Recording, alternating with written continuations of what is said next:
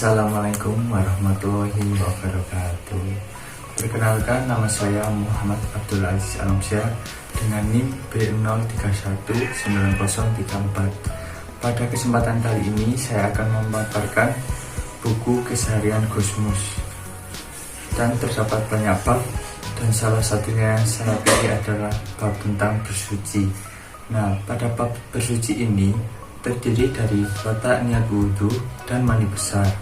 Wudhu menggunakan gayung dan air yang berlainan dan kaitannya dengan padang mahsyar. Wudhu penderita besar. Operasi plastik dan wudhu, suami istri senggolan membatalkan wudhu dan kumpul menggunakan kondom wajib mandi. Darah keluar setiap hari akibat suami KB memandikan rambut rontok dan mandi istihadah. Remaja mengeluarkan cairan, gadis mengeluarkan cairan, mengatur menstruasi dengan pil KB, tahi cicak dan cat kuku, wudhu setelah mandi wajib dan doa di WC, najis anjing dan cara menyucinya dan alasan najis atau demi kebersihan. Nah, itu adalah salah satu faktor yang kenapa kita itu harus bersuci, karena kita sebelum beribadah atau sholat untuk mendekatkan diri kepada Allah itu kita harus bersuci terlebih dahulu. Nah, pada poin bab bersuci ini yang menurut saya perlu ditambahi ialah tentang memandikan rambut rontok saat hadas besar. Terdapat beberapa pendapat daripada ulama seperti Imam Nawawi dalam kitab Nurratul Talibin mengatakan sebagai berikut, yang artinya andaikan seseorang membasuh seluruh badannya kecuali sehelai atau beberapa helai rambut atau bulu, kemudian ia mencabutnya, maka Imam Mawardi berpendapat jika air dapat sampai ke akar helai itu maka memadailah. Akan tetapi jika tidak, maka ia wajib menyampaikan air ke dasar bulu itu. Sedangkan fatwa Ibnu Sobah menyebutkan wajib membasuh bagian yang tampak saja. Pendapat ini lebih sahih. Sementara kitab Al-Bayan menyebut dua pendapat. Pendapat pertama yaitu wajib atau membasuh bagian tubuh yang terlepas ban. Dan yang kedua tidak wajib karena telah luput bagian yang wajib dibasuh. Ini sama halnya dengan orang yang berwudu akan tetapi tidak membasuh kakinya lalu diamputasi. Adapun perantara air ini menjadi sebuah kewajiban. Karenanya selai rambut yang terlewat dapat membatalkan basuhan.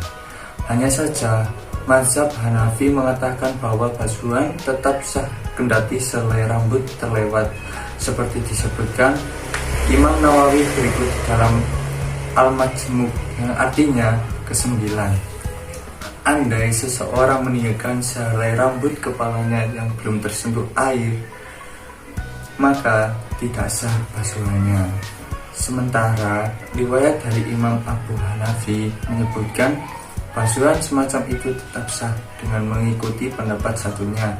Seseorang yang junub tidak perlu khawatir untuk menyisir rambut karena takut rontok, memotong kuku atau membersihkan bulu lainnya. Ia pun tidak perlu mengumpulkan rambut rontok dan potongan kukunya untuk dimandikan wajib bersamanya. Bersuci itu memiliki tujuan bagi setiap muslim, yakni guna menyucikan diri dari kotoran berupa hadas dan najis, dan juga sebagai syarat sahnya sholat dan ibadah seorang hamba. Toharo memiliki hikmah tersendiri, yakni sebagai pemelihara serta pembersih diri dari berbagai kotoran maupun hal-hal yang mengganggu dalam aktivitas ibadah seorang muslim. Toharo juga sangat penting dalam Islam. Baik toharo secara hakikat, yaitu menyucikan pakaian, badan, dan tempat sholat dari najis, maupun secara hukum, yaitu menyucikan anggota badan dari hadas dan menyucikan seluruh tubuh dari janabah. Hal ini merupakan syarat untuk sahnya sholat yang dilakukan 5 kali sehari. Dan sholat adalah berdiri menghadap Allah Ta'ala, melakukannya dalam keadaan suci, merupakan sikap takzim atau pengagungan kepada Allah. Islam juga sangat menyukai kebersihan dan kesucian. Nah, bersuci sendiri merupakan bentuk pengakuan Islam terhadap fitrah manusia. Manusia memiliki kecenderungan alamiah untuk hidup bersih dan menghindari sesuatu yang kotor atau jorok. Karena Islam adalah agama yang fitrah, maka ia pun memerintahkan hal-hal yang selaras dengan fitrah manusia, menjaga kemuliaan dan wibawa umat Islam. Orang Islam mencintai kehidupan bermasyarakat yang aman dan nyaman, dan Islam tidak menginginkan umatnya tersingkir atau dijauhi dari pergaulan lantaran persoalan kebersihannya. Seriusnya Islam soal perintah bersuci ini menunjukkan komitmennya yang tinggi akan kemuliaan para pemeluknya. Menjaga kesehatan, kebersihan merupakan bagian paling penting yang memelihara seseorang dari terserang penyakit.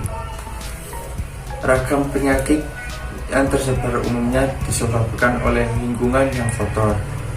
Karena itu tidak salah pepatah mengungkapkan kebersihan adalah sebagian daripada iman. Anjuran untuk membersihkan badan, membasuh wajah, kedua tangan, hidung, dan kedua kaki berkali-kali saben hari relevan dengan kondisi dan aktivitas manusia, sebab anggota-anggota tubuh itu termasuk yang paling sering terpapar kotoran.